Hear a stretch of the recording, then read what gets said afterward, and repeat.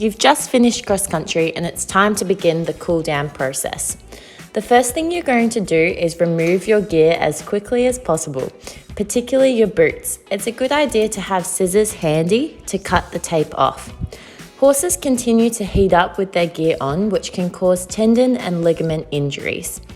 If you're wearing a flare strip, leave it on to help the horse's breathing. At 3-day events, vets will be at the finish line and will record your horse's temperature and heart rate.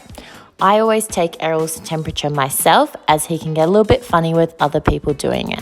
It's a good idea to record your horse's temperature and keep track of it yourself so that you can track their recovery. When you get back and you've removed their gear, give the horses some water and allow them to drink. You're going to apply cold water with a sponge to absorb the heat. Leave this on for 10 to 15 seconds before you scrape it off. You don't want to scrape it off straight away, as the water will not have a chance to absorb the heat from the horse. Continue this process until the horse cools down to an appropriate temperature. Throughout this process, keep the horse walking so their muscles don't seize up and to help with the cool down.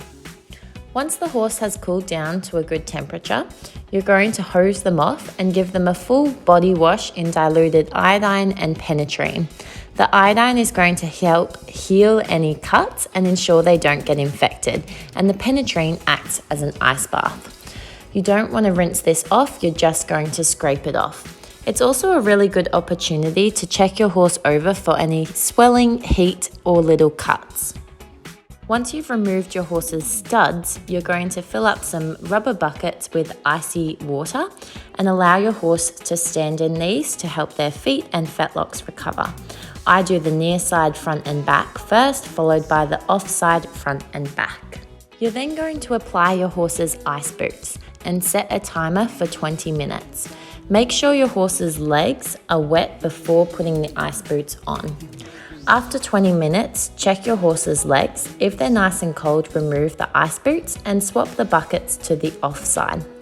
At a big event, I would do 20 minutes on, 40 minutes off, 20 minutes on, 1 hour off, and then 20 minutes on, followed by 3 hours off. And if they still needed another icing, I would then apply ice boots for another 20 minutes if needed.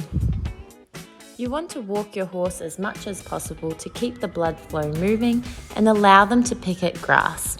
Give them time to themselves in the stables to rest and recover, and continually check their temperature and heart rate throughout recovery.